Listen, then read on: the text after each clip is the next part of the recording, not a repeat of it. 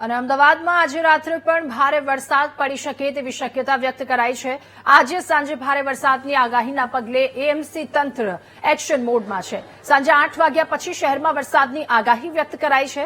તમામ વોર્ડના અધિકારીઓને આગાહી પ્રમાણે કામગીરી કરવા માટે સૂચના પણ આપી દેવામાં આવી છે। અલગ અલગ વોર્ડ થલતેજ, બોડકદેવ, જોધપુર અને ઓઢવમાં વરસાદની આગાહી છે, જેને લઈને તંત્રને પહેલેથી જ એલર્ટ રહેવા માટે સૂચના આપી દેવામાં આવી છે। આગાહીના પગલે એએમસી તંત્ર एक्शन मोड में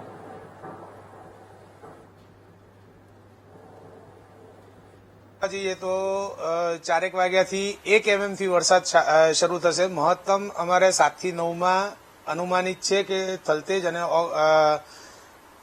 બોડકદેવ વિસ્તાર એ બે વિસ્તારમાં મહત્તમ વરસાદ પડી શકે તેમ છે અને જેની સંભાવના 80 mm ની આજુબાજુમાં છે। 60 થી 80 mm જેટલો વરસાદ અત્યારે બતાવી રહ્યો છે કે સાંજના 7 થી 9 માં આ બે વિસ્તાર અને અમુક ભાગ જે છે એ ઉત્તર ઝોનનો છે, અમુક આપણે જોધપુરનો વિસ્તાર છે, એની અંદર વરસાદ અનુમાનિત છે।